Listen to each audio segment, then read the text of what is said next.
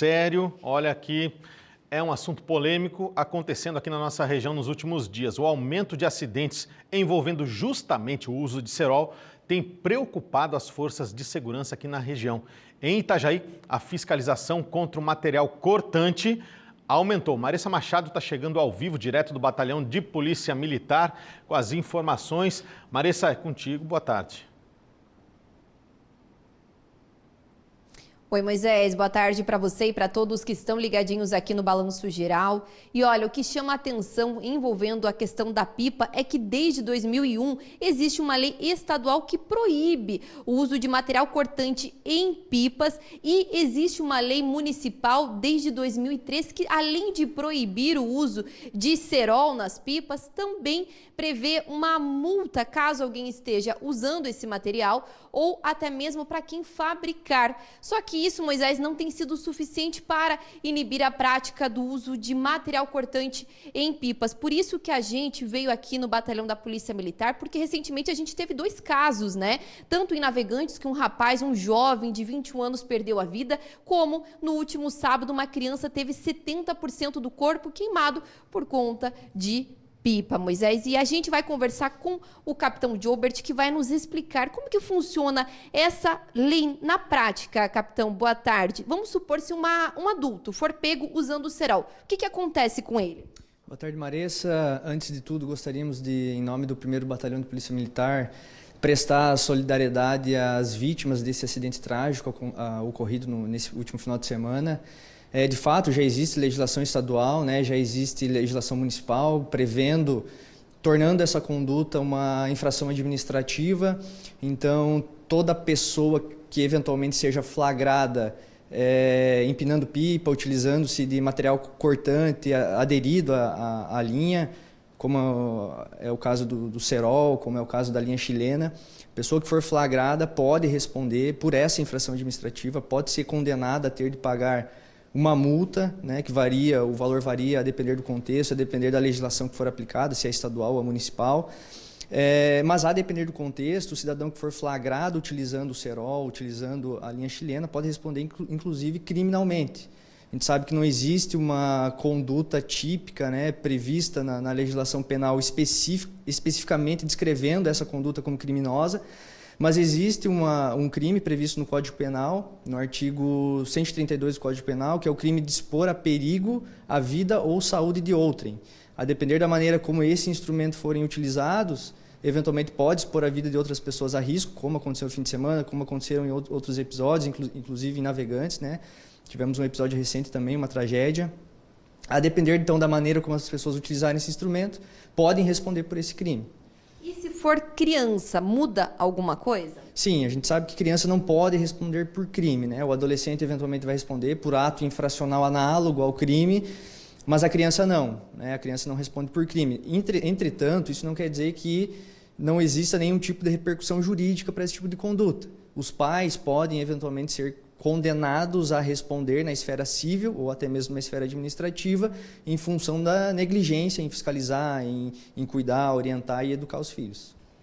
Capitão, aproveitando que a gente falou do caso do menino que teve 70% do corpo queimado, a polícia militar atendeu essa ocorrência. O que vocês viram quando chegaram lá? Tinha cerol? O que vocês perceberam? Quando nossas equipes chegaram no local, né, o Corpo de Bombeiros já havia prestado os primeiros socorros ali para as vítimas que sofreram lesões, já havia isolado a cena para evitar que novas pessoas fossem vítimas. A equipe da Celesc já havia também promovido o corte da energia elétrica no bairro, né, para prevenir novos acidentes. E quando nossas equipes chegaram no local, já não havia mais ninguém utilizando pipa, né, nós não encontramos cerol, não pudemos confirmar se efetivamente aquela linha de energia foi rompida em função da utilização de pipa com cerol. A gente chegou a essa conclusão como provável causa do acidente, porque algumas testemunhas que estavam no local relataram que havia crianças brincando com pipa, inclusive com linhas com cerol, e a ruptura do cabo aconteceu depois que uma linha de uma pipa enroscou no fio e puxar para tirar a pipa. Então, tudo indica, tudo leva a crer que essa possa ter sido a causa do acidente. E em relação à fiscalização, como que a Polícia Militar faz? É apenas através de denúncia ou existe alguma operação que vocês realizam para combater a questão do uso incorreto da pipa? Em regra, nós atuamos mediante denúncias, né? A partir do momento que nós recebemos denúncia, endereçamos uma equipe até o local a fim de fiscalizar e verificar se a denúncia procede. Mas nós temos pensado e temos desenhado ao longo da última semana linhas de atuação com o objetivo de prevenir episódios como esse que aconteceu no fim de semana. Então, nós temos atuado em duas frentes. Temos buscado parcerias com outras entidades para promover campanhas educativas voltadas para o público escolar, que é boa parte das pessoas que praticam, né, esse tipo de atividade, que gostam de empinar pipa lá, enfim. E também voltado para o público adulto, para os pais, né, que também têm uma parcela de responsabilidade em função do dever que tem de educar e orientar e conscientizar os filhos, né. E a outra linha é endurecer a fiscalização. Então, nós pretendemos, ao longo das próximas semanas, colocar em prática aí atividades, operações voltadas para a fiscalização. Obrigada, capitão. E aproveitando esse espaço, Moisés, eu quero rapidamente mostrar, hoje de manhã a gente também gravou uma entrevista com o comandante da Guarda Municipal que explicou em relação às multas. Vamos acompanhar? A fiscalização de alguns pontos de comércio, que foi feito pela Vigilância Sanitária, mas para verificação de questões administrativas, né? Existe uma multa, na verdade, em torno de 10 UFMs, que está em torno de R$ 2.000 e poucos reais, para aquela pessoa que for pega utilizando pipa com cerol, e para quem estiver comercializando é em torno de 50 UFMs, dá em torno de R$ 12.000 e poucos reais também, né? E aí a Guarda Municipal trabalha justamente nesses dois pontos, na fiscalização do uso e na fiscalização do comércio, obviamente na medida do possível, porque nós também temos muitas demandas no final de semana, né?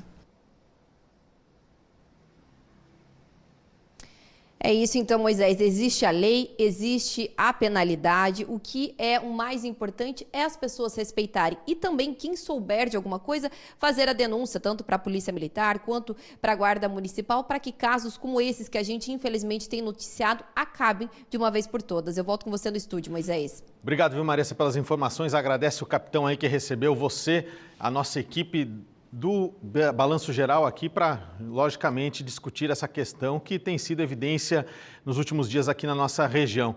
Inclusive, quero chamar a sua participação, né? Você